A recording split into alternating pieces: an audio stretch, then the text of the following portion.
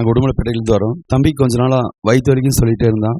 அப்புறம் ஸ்கேன் பண்ணி பார்த்தா தொப்பில் இன்ஃபெக்ஷன் ஆகிருக்கு அப்படின்னு சொன்னாங்க. அப்புறம் டேப்லெட் கொடுத்தாங்க, அது சாப்பிட்டு ஒன்றும் ஒரு சரியாகலை.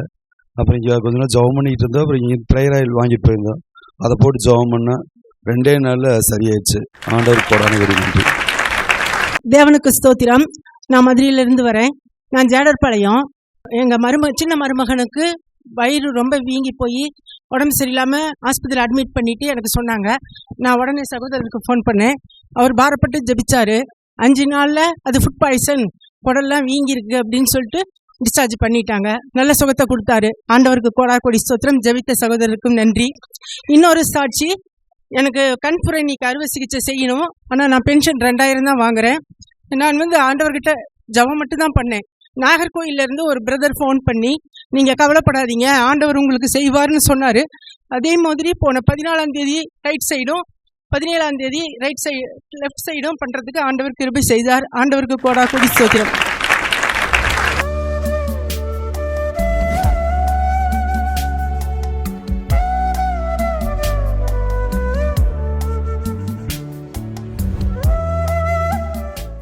கிறிஸ்துவுக்குள் மிகவும் பிரியமான எனதருமை சகோதர சகோதரிகளே, நம்மை சிருஷ்டித்தவரும் நம்மை உண்டாக்கினவரும் நம்மை ஒருபோதும் மறந்து போகாதவருமாகிய இயேசு கிறிஸ்துவின் முனையற்ற நாமத்தினால உங்கள் எல்லாரையும் வாழ்த்தி ஆசீர்வதிக்கிறேன். அல்லேலூயா. எல்லாரும் சந்தோஷமா இருக்கீங்களா? என் வேதம் சொல்லுகிறது, நாம் அவரை தொழுது கொள்ள வருகிற நேரங்களிலெல்லாம் அவர் நமக்கு சமீபமாக இருப்பாராம். எப்பெல்லாம் ஆண்டவருடைய சன்னிதானத்தில் அவரை தொழுது கொள்ள நம்ம வர்றோமோ அப்போ அவங்க நம்ம பக்கத்திலே இயேசுவாமி வந்துடுவார். இயேசுவாமியை தூரத்திலே வச்சு நம்ம பார்த்து பழகிட்டோம். இனி அவரை நம்ம பக்கத்தில் வச்சு நம்ம அழகு பார்க்கணும், பக்கத்தில் வச்சு அவரோட நடக்கணும். அவர் கூட நடக்கிற அனுபவங்கள் உங்கள் வாழ்க்கையில் ஒரு பெரிய ஆசீர்வாதமாக இருக்கும். அவர் கூட நீங்கள் கைப்பிடிச்சு நடந்துப்பாங்க. அவர் ஒரு நண்பன் மாதிரி நம்ம கூட நடப்பார். நம்ம ஆண்டவர் பிகு பண்ணுகிற தேவன் அல்ல, தரை மட்டும் தன்னை தாழ்த்தி நம்ம கூட இருக்கிறவர், உங்கள் கூட இருந்து உங்களோட வாழ்கிறவர், உங்களுடைய கஷ்ட நஷ்டங்களிலே பங்கெடுக்கிறவர். ஒன்று அள வச்சுட்டு அவர் வேடிக்கை பார்க்க மாட்டார். 2000 வருஷங்களுக்கு முன்பாக மார்த்தாள் மரியாள் அழுகிறத பார்த்து அந்த குடும்பத்தில் ஒரு இழப்பு, ஒரே சகோதரன் இறந்து போயிட்டான். அவங்க அழுகிறத பார்த்து இயேசு ஆவியிலே துக்கம் கொண்டு கண்ணீர் விட்டு அழுதார் என்று வேதம் சொல்லுகிறார். ஸோ நம்ம எல்லாம் கண்ணீர் விடும்பொழுது சிலர் நம்மளை பார்த்து நக்கல் பண்ணலாம், கிண்டல் பண்ணலாம். இவனுக்கு வேணும், இதுவும் வேணும், இவனுக்கு இதுக்கு மேலேயும் வேணும். நான் அப்போவே நினச்சேன் இதெல்லாம் நடக்கும் அப்படின்னு சொல்லி வெந்த புண்ணில் வேலை பாய்க்கிற மாதிரி நம்ம மனுஷங்க எல்லாம் வேலை பாய்ச்சிருவாங்க. ஆனால் நம்ம ஆண்டவர் அப்படி அல்ல. உன் கஷ்டத்தில் பங்கெடுக்கிறவன். நீ அழும் பொழுது உன் கூட சேர்ந்து அழுவா. எப்படி என் பிள்ளைக்கு இதிலிருந்து ஒரு விடிவு காலத்தை கொடுக்கறதுன்னு யோசித்து குறிப்பறிந்து செயல்படுகிற தெய்வம் நம்முடைய ஆண்டவர். நேரம் பார்த்து உதவி செய்வார். பார்த்தீங்கன்னா 2000 வருஷங்களுக்கு முன்பாக ஒரு முறை ஒரு ரோட்டில் நடந்து போயிட்டு இருக்கிறாரு. ஒரு உதவை தாய், ஏற்கனவே அவருக்கு புருஷன் கிடையாது, இருந்தது ஒரே ஒரு பிள்ளை, அந்த வாலிப மகன். அவனும் மரிச்சு போயிட்டான். அவனை அடக்கம் பண்ணுறதுக்காக பாடையில் வச்சு தூக்கிட்டு போகிறாங்க. போகிற வழியில் இயேசு அந்த பக்கமாக வந்துட்டு இருக்காரு. யாருமே ஆண்டவரிடத்தில் அவளுக்கு நிலைமையை பற்றி சொல்லலை. பாவம் விதவை, ஏற்கனவே இந்த பையன் ஒருத்தன் இருந்தான், இவனும் இப்போ செத்து போயிட்டான். இதுக்கு மேலே அவள் யாருமே அவளுக்கு கிடையாது, அனாதை. அவளுக்கு எதையாவது உதவி செய்யக்கூடாதான்னு இயேசுவாமி இடத்துல யாரும் ரெக்கமெண்ட் பண்ணலை. ஆனால் அவர் குறிப்பறிந்து செயல்படுகிற ஆண்டவர். அவங்க கண்ணு முன்னால் ஒருத்தங்க கஷ்டத்தோடு போகிறாங்கன்னா, கண்ணீரோடு போகிறாங்கன்னா, அவங்க கண்ணீரை தொடச்சி அவங்கள வாழ வைக்கிறது தான் நம்ம இயேசப்பாவுடைய மனசு. ஹல்லேலூயா. யாருமே சொல்லலை. அவளுடைய சூழ்நிலையை ஆண்டவர் அறிஞ்சு, ஐயோ இந்த பிள்ளை இன்னும் கொஞ்ச நேரத்தில் அடக்கம் பண்ணிட்டு வந்தா இவ தனிமை ஆயிடுவாளேன்னு சொல்லி கடைசி நிமிஷத்தில் ஒரு அற்புதம். அடக்கம் பண்ணுறதுக்கு கிட்ட நெருங்கி போகிற இடத்துல இயேசு அந்த இடத்துல நின்று அந்த பாடையை தொட்டார். உடனே சுமந்துட்டு போனவங்க நின்னாங்க. வாலிபனே எழுந்துரு, ஒரே ஒரு வார்த்தை சொன்னார், அவன் உயிரோட எழும்பிட்டான். ஹல்லேலூயா. அப்படியே அந்த தாயிடத்தில் அவனை ஒப்படைச்சிட்டு அவளுடைய துக்கத்தை சந்தோஷமாக மாற்றிட்டு அவர் அந்த இடத்துலேருந்து ஒன்றுமே தெரியாத மாதிரி கடந்து போனார். நம்ம ஆண்டவர் அப்படிப்பட்டவர். நம்ம சூழ்நிலையை பார்ப்பார், நம்முடைய சிச்சுவேஷனை பார்ப்பாரு. அந்த சிச்சுவேஷனை பார்த்து நம்ம கூட இருந்து செயல்படுவார். ஒரு அழகான மங்கள வார்த்தை எடுத்து நம்ம வாசிக்க போகிறோம். லேவியரின் புஸ்தகம் 26ஆம் அதிகாரம் 11 மற்றும் 13 ஆகிய வசனங்கள் இப்படியாய் சொல்லுகிறது. எடுத்து வாசிப்போமா? உங்கள் நடுவில் என் வாசஸ்தலத்தை ஸ்தாபிப்பேன். என் ஆத்துமா உங்களை அரோசிப்பதில்லை. நான் உங்கள் நடுவிலே உலாவி உங்கள் தேவனாயிருப்பேன். நீங்கள் என் ஜனமாயிருப்பீர்கள். நீங்கள் எகிப்தியருக்கு அடிமைகளாய் இராதபடிக்கு நீங்கள் இனி எகிப்தியருக்கு அடிமைகளாய் வாழாதபடிக்கு நான் அவர்களுடைய அந்த அடிமைத்தனத்தின் தேசத்திலிருந்து உங்களை புறப்பட பண்ணி உங்கள் நுகத்தடிகளை முறித்து உங்களை நிமிர்ந்து நடக்க பண்ணின உங்கள் தேவனாகிய கர்த்தர். இன்னைக்கு என்ன நடக்க போகுது? இப்பொழுது இந்த இடத்திலே உங்கள் நடுவிலே ஆண்டவர் தன்னுடைய வாசஸ்தலத்தை போட்டிருக்கிறார். இந்த இடம் ஒரு ஓப்பனான இடம்தான். ஆனாலும் ஆண்டவர் இன்றைக்கு தன்னுடைய பிள்ளைகளை சந்திக்கும்படி இந்த இடத்துல ஒரு டெம்பரரி கூடாரம் ஒன்று போட்டு, இது ஆண்டவர் உங்கள் நடுவிலே அதிசயங்களை செய்வதற்காக உங்கள் மத்தியிலே போடப்பட்டிருக்கிற ஆண்டவருடைய வாசஸ்தலம். இது ஆண்டவர் வாசம் செய்கிற இடம். இன்னைக்கு ஆண்டவர் உங்கள் வீட்டுக்குள்ளால, உங்கள் வியாபார ஸ்தலங்களுக்குள்ளால ஆண்டவர் தன்னுடைய வாசஸ்தலத்தை ஸ்தாபிக்கிறார். இன்னைக்கு நீங்கள் வீட்டுக்கு திரும்பி போகும் பொழுது இருட்டறையாக இருந்த உன்னுடைய வீடு இனி ஒரு பெரிய வெளிச்சத்துக்குள்ளே இருக்கிறத நீங்கள் பார்ப்பீங்க. உங்கள் வீட்டுக்குள்ளால வெளிச்சம் பிரகாசிக்கும். உங்கள் வீட்டுக்குள்ளே இருக்கிற இருள் விலகும். உங்கள் வீட்டுக்குள்ளே இருக்கிற தரித்திரங்கள் விலகும். உங்கள் வீட்டுக்குள்ளே இருக்கிற பிசாசின் அந்தகார கிரியைகள் ஓடும். உங்கள் வீட்டுக்குள்ளே இருக்கிறதான உங்களுக்கு விரோதமாய் செய்யப்பட்ட செய்வினைகள், தகடுகளுடைய வல்லமைகள் எல்லாம் அழிக்கப்பட்டு உங்கள் வீட்டில் தேவ ஆவியானவர் அசைவாடுகிறதை நீங்கள் பார்க்க போகிறீர்கள். இப்பொழுதே அவர் உங்கள் வீட்டிலே கூடாரம் போட்டு அமர்ந்து விட்டார். உங்கள் நடுவில் என் வாசஸ்தலத்தை ஸ்தாபிப்பேன் என்று சொன்ன ஆண்டவர் உங்க வீட்டில் தன்னுடைய வாசஸ்தலத்தை ஸ்தாபித்திருக்கிறார். நஷ்டத்தோடு நடத்தி கொண்டிருக்கிற உன் வியாபார ஸ்தலத்திலே ஆண்டவர் தன்னுடைய வாசஸ்தலத்தை இப்பொழுது ஸ்தாபித்திருக்கிறார். உன் ஊழிய ஸ்தலத்திலே ஆண்டவர் தன்னுடைய வாசஸ்தலத்தை ஸ்தாபித்திருக்கிறார். ஹல்லேலூயா. ஆண்டவர் அங்க வாசஸ்தலம் போட்டது எதுக்கு தெரியுமா? அங்க அமைதியா உட்கார்ந்துட்டு என்ன நடக்குன்னு வேடிக்கை பார்க்கறதுக்கு இல்லை. அங்கே என்னென்ன கஷ்டம் இருக்கோ எல்லாத்தையும் மாற்றி அந்த வீட்டை ஒரு குட்டி பரலோகமாக மாற்றுறதுக்கு. இயேசு வாசம் பண்ணுகிற இடம் அது குட்டி பரலோகமாக இருக்கும். உங்கள் வீடு ஒரு குட்டி நரகமாக இருந்திருக்கலாம். இன்னைக்கு ஆண்டவர் சொல்கிறார், அதை குட்டி பரலோகமாக மாற்ற போகிறேன். சிலர் சொல்லுவாங்க, நான் நரக வாழ்க்கை வாழ்கிறேன்னு சொல்லுவாங்க. இந்த உலகத்தில் ஆண்டவர் நரகத்தை உருவாக்கவே இல்லை. ஆண்டவருடைய ரகசிய வருகைக்கு பிறகு அவன் செய்கைக்கு தக்கதாக அவனுக்கு தீர்ப்பு கொடுக்கும் பொழுது அவனுக்காக ஆயத்தம் பண்ணப்பட்ட இடம் தான் நரகம். ஆனால் இந்த உலகத்தில் சிலர் சொல்கிறாங்க, நான் நரக வாழ்க்கை. அப்படின்னா நம்ம மரணத்திற்கும் நியாய தண்டனைக்கும் பிறகு நம்ம அனுபவிக்க வேண்டிய நரக வாழ்க்கையை ஆண்டவரை உங்கள் கூட வைக்காததுனால இந்த உலகத்தில் நம்ம அனுபவிக்கிறோம். இன்றைக்கி அந்த நரக வாழ்க்கைக்கு முடிவை கொண்டு வந்து உங்கள் வீட்டை ஒரு குட்டி பரலோகமாக ஆண்டவர் மாற்றி உங்கள் நடுவில் வாசம் பண்ண வேண்டும் என்று விரும்புகிறார். ஹல்லேலூயா. அவர் உங்கள் நடுவிலே உலாவி உங்களுக்கு தேவனாகவும் நீங்கள் அவருக்கு ஜனமாகவும் இருக்கக்கூடிய ஒரு புதிய உறவை இன்றைக்கு உங்கள் மத்தியில் ஆண்டவர் புதுப்பிச்சு இந்த இடத்திலிருந்து உங்களை அனுப்புகிறார். இன்றைக்கி நீங்கள் விரும்பினாலும் சரி விரும்பலைனாலும் சரி உங்கள் வீட்டில் ஆண்டவருடைய வாசஸ்தலம் இப்பொழுது ஸ்தாபிக்கப்படுகிறார். ஹல்லேலூயா. ஏன்னா நீ ஆண்டவரை தேடி வந்திருக்கிற, அவர் தேவன் தங்கும் வாசஸ்தலமாக உங்கள் வீட்டை இன்னைக்கு ஆண்டவர் பிரதிஷ்டை பண்ணுகிறார். ஹல்லேலூயா. தேவன் தங்குகிற அந்த இடத்துல எப்பொழுதுமே சமாதானம் இருக்கும். அந்த இடத்துல ஒரு நிம்மதி இருக்கும். அங்கே புலம்பல் இருக்காது. அழுகை இருக்காது, பற்கடிப்பு இருக்காது. அங்கு துதியும் கீத சத்தமும் எப்பொழுதும் முழங்கி கொண்டிருக்கு. அப்படிப்பட்ட புலம்பல் நிறைந்த உன் வீடு இனி துதியின் சத்தத்தினால நிறைந்திருக்கிறதை இனி நீங்க பார்க்க போற. ஹல்லேலூயா! எத்தனை பேர் விசுவாசிக்கிறீங்க உங்க வீட்டுல ஆண்டவர் தன்னுடைய வாசஸ்தலத்தை ஸ்தாபிச்சிட்டார்? ஆமென். கரங்களை உயர்த்தி எல்லாம் ஆமென். இப்ப ஆண்டவர் எங்க நிக்கிறாரு? உங்க வீட்டுக்குள்ளால நிக்கிறார். வந்து முதல்ல என்ன பண்ணுவாரா, அங்க யாரெல்லாம் எதெல்லாம் அடிமையா இருக்காங்களோ அந்த அடிமைத்தனத்திலிருந்து அவங்கள மீட்டெடுப்பார். ஏன்னா ஆண்டவர் ஏதாவது ஒன்றை செய்யும் பொழுது அவங்கள கட்டி போட்டுட்டு அவங்களுக்கு செய்த அவங்களுக்கு பிரயோஜனம் இல்லை. அதனால முதல்ல என்ன பண்றாரா, உள்ள வந்துட்டு யார் யார் என்னென்ன காரியத்தில் அடிமைப்பட்டு சிக்குண்டு கிடக்கிறார்களோ முதல்ல விடுதலை. ஏசாயா 14:3 இப்படியாய் சொல்லுகிறது. எடுத்து வாசிப்போமா?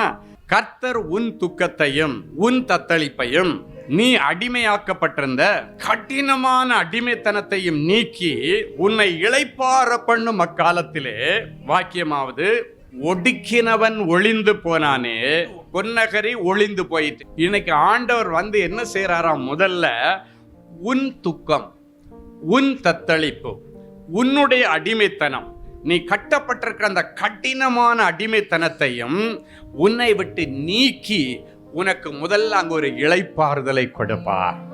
ஒரு பெரிய சமாதானத்தை அங்க கொடுத்துட்டு ஆண்டவர் சொல்றாரு, உன்னை ஒடுக்கினவன் எல்லாம் இனி ஒளிந்து போனான்.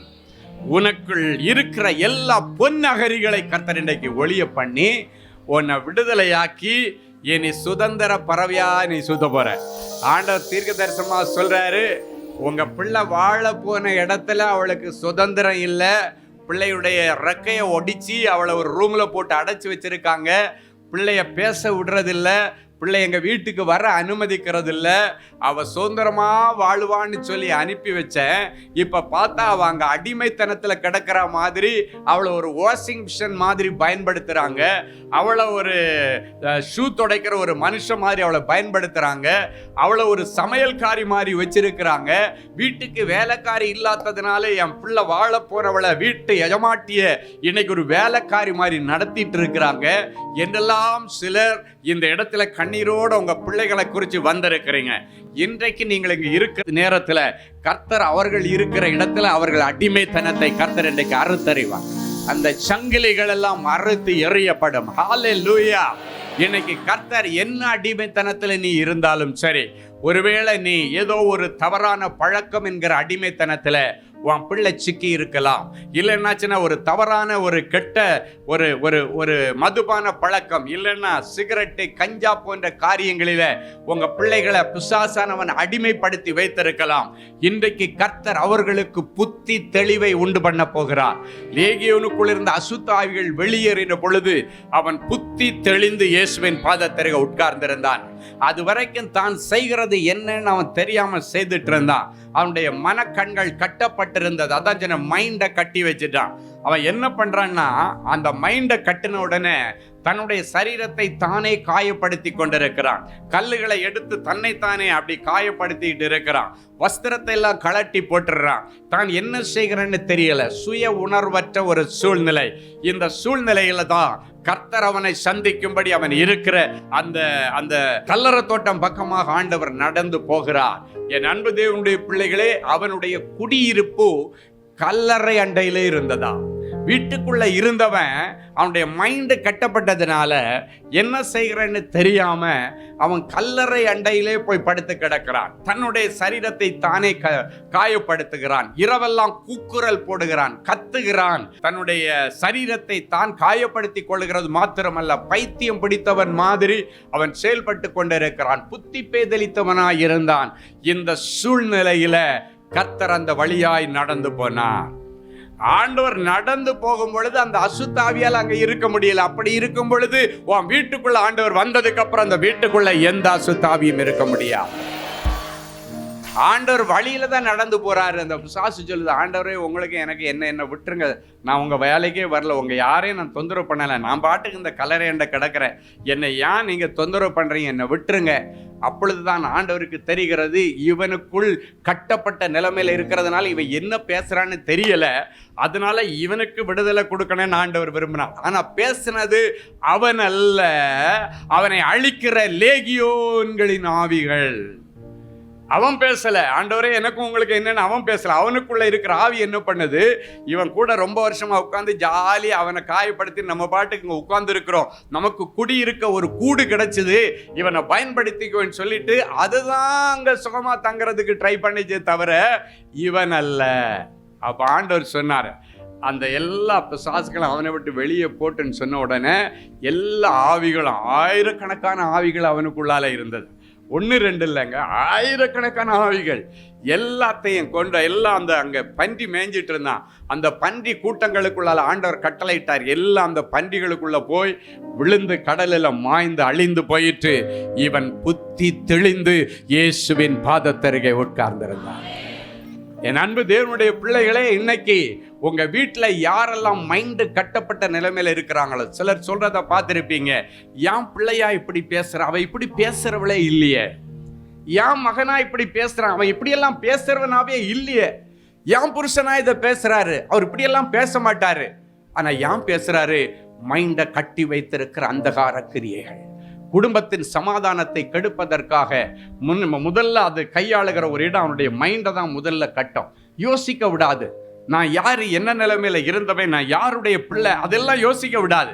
யோசிக்க கூடாதபடிக்கு அந்த மைண்டை கட்டி வச்சிருக்கிறோம். இன்னைக்கு அந்த கட்டுகளை கர்த்தர் அறுக்கிறார். ஹல்லேலூயா. அதன் பிறகு பாருங்க, கல்லறை அண்டையில இருந்து வஸ்திரம் போடாம இருந்தவன் இப்ப வஸ்திரம் தரித்து, அப்படின்னா அவனுடைய மைண்டு தெளிஞ்ச உடனே, ஐயோ நானா இப்படி ட்ரெஸ் இல்லாம நிர்வாணமா இருக்கிறேன்னு சொல்லி உடனடியாக வஸ்திரம் தரித்து புத்தி தெளிந்து என்று பாடப்பட்டிருக்க. சொல்லுங்க, புத்தி தெளிந்து இயேசுவின் பாதத்திற்கு உட்கார்ந்துற கல்லறையண்டையில் இருந்தவன் இப்ப இயேசுவின் பாதத்திற்கு வந்து உட்கார்ற அளவுக்கு கர்த்தர் அவனை ஆசீர்வதித்து விடுதலை ஆக்கினார். ஹல்லேலூயா. அப்ப பாருங்க, நடந்து போற வழியில கூட ஆண்டவருடைய வல்லமை ஒருவனுக்கு கட்டுகளை அறுக்க முடியுமே ஆனால், அடிமைத்தனத்திலிருந்து அவனை வெளியே கொண்டு வர முடியுமே ஆனால், அந்த பிசாசு அவனை அடிமைப்படுத்தி இருந்தபடியினாலே தான் தன்னை குறித்து நினைக்காத அளவுக்கு அவன் நினைக்காததையெல்லாம் அது இவன் மூலமா செய்து கொண்டிருக்கிறது. யாராவது உங்களை நீங்களே அடிச்சுக்குவீங்களா? அடிக்க முடியாது. இப்ப எல்லாம் சில பிள்ளைங்க பார்த்தீங்கன்னா கோவத்துல போய் சுவரத்துல முட்டுதுன்னா அந்த பிள்ளைங்க செய்யலைங்க, உள்ளுக்குள்ள இருந்து ஒரு அசுத்த ஆவி. ஒரு புருஷன் கோவப்பட்டதுக்காக வேண்டி ஒரு மனைவியை நெஞ்சியை போட்டு அடிக்கிறன்னா, அந்த நெஞ்சில அடிக்கிறது அவளா அடிக்கிறது இல்லைங்க, ஒரு அசுத்தாவி உள்ள இருந்துட்டு அவளை அடிக்கும். சில பிள்ளைங்க பார்த்துருக்கீங்கன்னா கையில் அப்படியே கோடு போட்டு வச்சிருக்கோம், கையில் எல்லாம் கத்தி எடுத்து அறுத்து வச்சிருக்கோம். அது அவங்க நினைக்கிறது இல்லை, பிசாசு அவங்கள வச்சு தந்திரமா இந்த காரியத்தை செய்கிறது. அந்த பிள்ளைங்க, வாலிப பிள்ளைங்க நிறைய பேர் அப்படி டிப்ரெஷன்ல இப்படி பண்ணுகிறத நம்ம பார்த்துருக்குறோம். அந்த பிள்ளைகளிடத்துல கேட்டாச்சுன்னா அந்த நேரத்தில் அது விளையாட்டுத்தனமா பெற்றோரை மிரட்டுறதுக்காக வேண்டிதான் அது பண்ணோம். ஆனா அதுகளுக்கு தெரியாது, நம்ம இன்னும் கொஞ்ச நாள் பொறுத்து ஒருத்தங்க வீட்டுக்கு வாழ போறோம். அப்ப புருஷன் என்னம்மா கையில எல்லாம் இப்படி கீறி வச்சிருக்கேன்னு கேட்டா அவங்களுக்கு என்ன சொல்ல முடியும் என்று இவர்கள் யோசிக்காத அளவுக்கு மைண்டை கட்டி வச்சிருக்கோம். அவங்க யோசிக்க விடாது, அதுதான் மைண்டு கட்டு. அப்படிப்பட்ட அடிமைத்தனங்களை கர்த்தர் இன்றைக்கு உடைத்தறிகிறார். ஹல்லேலூயா. உங்க வீட்டுக்குள்ள வந்து அப்படிப்பட்ட அடிமைத்தனத்தோட யார் யார் இருந்தாலோ இன்னைக்கு அந்த அடிமைத்தனத்தை எல்லாத்தையும் உடைச்சி இளைப்பாறும்படியாகவும், உங்களை ஒடுக்கினவன் இனி ஒளிந்து போனான். உங்க பிள்ளைகளை ஒடுக்கினவர்களை கர்த்தர் இன்றைக்கு ஒளிந்து போக பண்ணுவார். எத்தனை பேர் ஆமென் சொல்ல முடியும்? ஹல்லேலூயா. யாரெல்லாம் உங்களை ஒடுக்கி உங்களை கட்டுக்குள்ளால வச்சு கை பொம்மை மாதிரி வச்சு உங்களை இயக்கிட்டு இருக்காங்களோ அவங்க கையிலேருந்து கர்த்தரனை உங்களை பிடிங்கி எறிகிறார். ஒரு முறை ஒரு தாயார் வந்து அழுதுட்டு சொன்னாங்க, என் மக ஒரு பையன்கிட்ட மாட்டிக்கிட்டான், அவன் கையில் ரிமோட் மாதிரி என் மகளை இயக்கிட்டு இருக்கான், ரிமோட்டு கிட்டே போக வேண்டாம், தூரத்துலேருந்து அப்படி காமிச்சா டிவி ஆன் ஆகும், டிவி ஆஃப் ஆகும், ஃபேன் ஆஃப் ஆகும், எல்லாம் ரிமோட்டில் செய்யலாம். அவன் எங்கே இருந்தாலும் அவன் இருக்கிற இடத்துலேருந்து என் பிள்ளைய ஆட்டி படைக்கிறான், அவன் கையில் ரிமோட் மாதிரி என் பிள்ளை மாறிட்டான்னு சொல்லி அழுதுட்டு வந்தாங்க. அப்போ தான் ஆண்டவருடைய இடத்துல ஜெபிக்கும் போது ஆண்டவர்கிட்ட சொன்ன, ஆண்டவரே அவன் கையில் இருக்கிற ரிமோட்டை பிடிங்கி உங்கள் கையில் எடுங்க ஆண்டவர். நீங்க இருக்கிற இடத்துல இருந்து என் பிள்ளையார் நீங்க இயக்கணும் ஆண்டவர். ஹல்லேலூயா. ஜெபிக்கும் போது அந்த வார்த்தைகளை கர்த்தரை விட்டு கவனிப்பார். நீங்க அப்படித்தான் நீ எல்லாம் ஜெபம் பண்ணணும். ஹல்லேலூயா. ஆண்டவரே, அவன் கண்ட்ரோல்ல இருக்க வேண்டியது என்ன இருக்கு? எங்க பிள்ளையுடைய கண்ட்ரோல். அந்த ரிமோட்டை பிடிங்க, உங்க கையில எடுங்க. இவளுக்கு குடிமையை உங்க கையில பிடிங்க ஆண்டவரே. சொல்லுங்க, இவ குடிமையை உங்க கையில பிடிங்க ஆண்டவரே. ஹல்லேலூயா. குடிமையை எங்கேயோ கோட்டை விட்டுட்டு வந்து நிக்கிற ஆண்டவரேன்னு நீங்க ஆண்டவரத்துல பேசி பாருங்க, உங்க வார்த்தை ஆண்டவர் என்ஜாய் பண்ணுவார். ஹல்லேலூயா. இதுதாங்க உண்மையான ஜெபம். ஆமென். அந்த ரிமோட்டை பிடுங்கி, நீர் சொல்லி இருக்கிறீர், நான் உங்கள் தேவனாயிருப்பேன், நீங்கள் என் பிள்ளைகள். அப்படின்னா நீங்க தேவனாயிருந்து நீங்க தான் எங்களை இயக்கணும், நீங்கள தான் எங்களை நடத்தணும். இதுதான் பைபிள் வசனம். இந்த வசனத்தின்படி அவன் அல்ல, நீரே இவளுக்கு தேவனாயிருந்து இவளை நடத்தும், இவளோடு உலாவும் என்று சொல்லி அந்த மகளுக்காக ஜெபித்த பொழுது ஆண்டவர் திடீர்னு பார்த்தா அவ்வளவு அந்யோன்யமா இருந்தவங்களுக்குள்ளால ஒரு பெரிய பிரச்சனை, ஒரு பெரிய சண்டை. இப்ப இவ சொல்லிட்டா, செத்தா கூட உன் மூஞ்சில முழிக்க மாட்டான் போடான்னு சொல்லிட்டு எல்லாம் தூக்கி எறிஞ்சிட்டு ஆண்டவருடைய பாதப்படியில வந்து விழுந்தா. ஹல்லேலூயா. என் அன்பு தேவனுடைய பிள்ளைகளே, ஒரு தாயினுடைய மனவேதனையை என் ஆண்டவரால புரிந்து கொள்ள முடியும். நீ வந்து ஆண்டவரே இப்படி ஒரு பிரச்சனைன்னு நீ சொல்லி பாருங்க, ஆண்டவர் இம்மீடியட்டா தலையிடுவார்.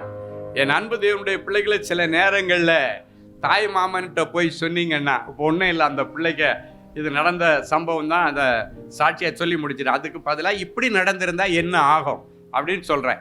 இந்த அம்மா ஆண்டவரிடத்துல வந்து அழுகிறதுக்கு பதிலாக அந்த பிள்ளையுடைய தாய் மாமன்கிட்ட போய், அப்படின்னா இவங்க அண்ணங்கிட்டேயோ தம்பிகிட்டேயோ போய், இப்படி ஒருத்தன் என் பிள்ளைய கைக்குள்ளே வச்சு என் ரிமோட் மாதிரி இயக்கிட்டு இருக்கிறான், என்னான்னு கொஞ்சம் பாருடான்னா அவன் அடியாளுகளோட போவான், உருட்டுக்கட்டையோட போவான், சண்டை போடுவான். அப்ப என்ன ஆகுன்னா இந்த பிரச்சனை இன்னும் அதிகமாகும். அதான் ஆவிக்குரிய ரீதியா ஹேண்டில் பண்றதுக்கும் மாம்சீக பிரகாரமா ஹேண்டில் பண்றதுக்கு வித்தியாசம். நம்ம என்ன நினைப்போம், அடிச்சு கையை காலை உடைச்சு போட்டாச்சுன்னா எல்லாம் சரியாயிடும். கையை காலை உடைச்சு போட்டா அரசாங்கம் உங்களை சும்மா விடாது. அவன் என்ன தப்பு பண்ணியிருந்தாலும் நம்ம அரசாங்கத்திட்ட கம்ப்ளைண்ட் பண்ணேன்னு அரசாங்கம் சொல்லுது. நீ பாட்டுக்கு போய் சட்டத்தை கையில் எடுத்தீங்கன்னா நீ சட்டத்துக்கு உள்ளதான் நீ உட்கார வேண்டியது இருக்கு. அப்போ என்ன ஆகுன்னா, சில நேரங்களில் இப்படி அவசரப்பட்டு போய் தாய்மாமன்மார்கள் தன்னுடைய மருமகளுக்காக ஜெயிலுக்குள்ளே உட்காந்துருக்க நிறைய பேர் இருக்கான். ஏன்னா அந்த ஆத்திரத்தில் தன்னுடைய சகோதரி மேலே இருக்கிற அந்த ஆத்திரத்தில் அன்புனால என்ன பண்ணுவான், என்ன செய்கிறேன்னே தெரியாமல் போய் பண்ணிட்டு வந்துடுவான். அதுக்கப்புறம் பார்த்தா உட்காந்து அழுதுட்டுருவான். அப்படி அல்ல, நம்ம எப்போவுமே ஒரு காரியத்தை ஹேண்டில் பண்ணும்போது மனசில் வச்சுங்க, ஆவிக்குரிய ரீதியாக நம்ம ஹேண்டில் பண்ணணும். மற்றவங்க ஹேண்டில் பண்ணுற மாதிரி நம்ம பண்ணக்கூடாது. ஆண்டவரிடத்துல உதவி கேட்கணும். ஆண்டவரே, இந்த விஷயத்தில் எனக்கு நீங்கள் ஹெல்ப் பண்ணுங்க. ஆண்டவர் எந்த காரியமாக இருந்தாலும் அவர் தான் அதை ஞானமாய் கையாளுகிறவர். வேதம் சொல்லுகிறது, அவர் உனக்குள் இருந்து ஞானமாய் ராஜரீகம் பண்ணுகிறவரா. வாங்கிட்ட சும்மா உட்கார்ந்து ராஜரீகம் பண்ண மாட்டாரு. அவர் உனக்குள்ளே இருந்து ஞானமாய் ராஜரீகம் பண்ணார். அப்படின்னா எப்படி எந்த காயை எப்படி நகட்டணுன்னு அவருக்கு தான் தெரியும், எதை எப்படி அசைக்கணும்னு அவருக்கு தான் தெரியும். அப்ப அவர் அசைக்கும் போது நமக்கும் பாதிப்பு இல்லை, அவங்களுக்கும் பாதிப்பு இல்லை. ஆண்டவர் ஒருத்தங்களுக்கு பாதிப்பு கொடுத்து ஒருத்தங்களுக்கு ஒரு விடுதலையை கொடுத்தாச்சுன்னா அது தேவனுடைய நீதி அல்ல. ஆண்டவருடைய நியாய தீர்ப்புல 2 பேருக்கும் ஆசீர்வாதம் இருக்கும், 2 பேருக்கும் அதுல ஒரு அற்புதம் நடக்கும். என் அன்பு தேவனுடைய பிள்ளைகள், அதை தான் இன்னைக்கு ஆண்டவர் சொல்றாரு, உங்கள் எல்லா தத்தளிப்பையும் உங்களுடைய எல்லா துக்கத்தையும் இன்றைக்கு ஆண்டவர் ஆனந்த களிப்பா மாத்துவார். எத்தனை பேர் ஆமென் சொல்ல முடியும்? ஹல்லேலூயா. என் அன்பு தேவனுடைய பிள்ளைகளே, நல்ல தேவ செய்தியை கேட்டீர்கள், நல்ல சாட்சிகளையும் பார்த்தீர்கள். ஆண்டவரே, நானும் இப்படிப்பட்ட ஒரு அற்புதத்துக்கு தானே காத்துட்டு இருக்கிறேன் அப்படின்னு ஏங்கிட்டு இருக்கிறீங்களா? உங்கள் அற்புதத்துக்காக அப்படியே நீங்கள் முழங்கால்களை தாழ்த்துங்க. இது உங்கள் அற்புதத்தின் நேரம். ஜெபிக்கலாமா? அன்பான ஆண்டவரே, உமக்கு நன்றி. நிறைஞ்ச மனசில் என் பிள்ளைகளை ஆசீர்வதிக்கிறேன். உம்முடைய மங்களகரமான வார்த்தைகளை கேட்டுக்கொண்டு டிவி பெட்டிக்கு முன்னால் முழந்தாள் படியிட்டு, ஆண்டவரே எனக்கு இரங்கும், ஆண்டவரே எனக்கு உதவி செய்யும் என்று கேட்கிற என் பிள்ளைகளுக்கு உடைய உதவிக்கரம் நீட்டப்படட்டும். இன்றைக்கு என் பிள்ளைகள் இந்த செய்தியில் என்னென்ன வார்த்தைகள் எல்லாம் கேட்டாங்களோ அந்த வார்த்தைகள் எல்லாம் இவர்கள் வாழ்க்கையிலே ஆம் என்றும் ஆமேன் என்றும் நிறைவேறட்டும். எல்லா தடைகளை உடைச்சி போடுங்க ஆண்டவரே. தடைகளை உடைக்கிற ஆண்டவரே, என் பிள்ளைகளுக்கு முன்னே செல்லுவீராக.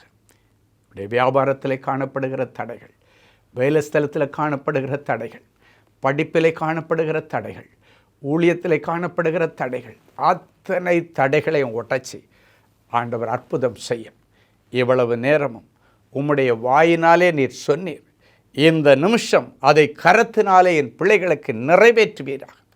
இவர்கள் கேட்ட அத்தனை மங்கள வார்த்தைகளின்படியே என் பிள்ளைகளுக்கு ஆக கடவது நிறைவேறுவதாக நாங்கள் வாழ்த்தி மனதார நாங்கள் ஆசீர்வதிக்கிறோம். எனக்கு இறங்கும் தேவனேன்னு கதறுகிற பிள்ளைகளுக்கு நீர் இரக்கத்தில் ஐஸ்வர்யமுள்ள தேவன் அல்லவா? என் ஒரேளை என் பிள்ளைகளுடைய செய்கைகள் உம்முடைய சமூகத்திலிருந்து என் பிள்ளைகளுக்கு கோபாக்கிறேன் வியாதிகளை கொண்டு வந்திருந்தாலும், கோபாக்கிறேன் இழப்புகளை கொண்டு வந்திருந்தாலும், பிள்ளைகளை கிருபையாய் மன்னித்து என் பிள்ளைகளுக்கு மறுபடியும் வாழ்வதற்கு ஒரு வழியை தார். மறுபடியும் என் பிள்ளைகளை இழந்து போனவற்றை பெற்றுக்கொள்ளட்டும். ஆண்டவருடைய சரீரத்தில் இருக்கிற கொள்ளை நோய் இயேசுவின் நாமத்தினாலே மறைந்து போகட்டும். தெய்வீக தொடுதலை தார். டிவி பெட்டிக்கு முன்னால் முழந்தாள் படியிட்டு கிடக்கிற என் பிள்ளைகள் உடைய இருதயத்தின் அங்கலாய்ப்புகள் உமக்கு தெரியும் ஆண்டவர். சில காரியங்களை யாரிடத்தில் சொல்லி அழ முடியாமல் என் பிள்ளைங்க கதறிட்டு இருக்கிறாங்க. அவற்றை உங்கள் பாதத்தில் வைத்து நாங்கள் ஜெபிக்கிறோம். இரக்கத்தில் ஐஸ்வர்யமுள்ள தேவனே, என் பிள்ளைகளுக்கு இறங்கி அற்புதங்களை செய்யும். ஒவ்வொருவரையும் தொட்டு குணமாக்கும். கற்பத்தின் வியாதிகள் மாறட்டும் சுவாமி. கற்பத்தில் இருக்கிற கட்டுகளும் கட்டிகளும் மறைந்து போகட்டும். ஒரு சந்ததிக்காய் ஏங்கிக் கொண்டிருக்கிற என் பிள்ளைகளுக்கு இன்றைக்கே ஒரு அற்புதம் நடக்கட்டும். இன்றைக்கே பரலோகத்தின் திரவியம் அவருடைய கற்பத்தை நிரப்பட்ட சுவாமி. யாராவது என்னை கை தூக்கி விடமாட்டாங்களான்னு கதறிக்கொண்டிருக்கிற பிள்ளைகளுக்கு ஆண்டவரே இறங்கி நின்று என் பிள்ளைகளை கை தூக்கி அவர்களை ராஜாக்களோடும் பிரபுக்களோடும் உட்கார வைத்து அழக பார்ப்பீராக. நியாயமான விருப்பங்கள் வாஞ்சிகள் எல்லாம் நிறைவேறட்டும். நிறைஞ்ச மனசில் பிள்ளைகளை ஆசீர்வதிக்கிறேன் இயேசுவின் மூலம் பிதாவே. ஆமேன், ஆமேன். அமெரிக்க தேச மக்களுக்கு ஒரு நற்செய்தி. அன்பானவர்களே, நமது அன்பு சகோதரர் டி. ஸ்டீஃபன் அவர்கள் அமெரிக்க தேசத்தில் உள்ள new Jersey, New York, Atlanta, Washington, California, Texas, Colorado, Florida, Maryland ஆகிய பட்டணங்களில் ஆகஸ்ட் மாதம் 7ஆம் தேதி முதல் 30ஆம் தேதி வரை தேவனுடைய சுவிசேஷத்தை பிரசங்கிக்க இருக்கிறார்கள். இக்கூடுகையில் நீங்கள் கலந்து கொள்ளவும், சகோதரரை நேரில் சந்தித்து ஜெபித்து தேவ ஆலோசனை பெறவும் நீங்கள் தொடர்பு கொள்ள வேண்டிய தொலைபேசி எண்கள் பிரதர் ஃபெலிக்ஸ் ஜார்ஜ் +1 973 454 9686 மற்றும் 98414 46999. அன்பு தேவனுடைய பிள்ளைகளே, இந்நிகழ்ச்சியின் மூலம் நீங்கள் பெற்றுக்கொண்ட ஆசீர்வாதங்களையும் உங்கள் ஜெப விண்ணப்பங்களையும் அனுப்ப வேண்டிய முகவரி: தேவனின் அன்பு ஊழியங்கள், Vinayak avenue, OMR road, Okkiyam, Thoraipakkam, Chennai 600097. மேலும் 24 மணி நேர ஜெப உதவிக்கு 044 24547999 மற்றும் 9941150999 என்ற எண்களுக்கு தொடர்பு கொள்ளுங்கள்.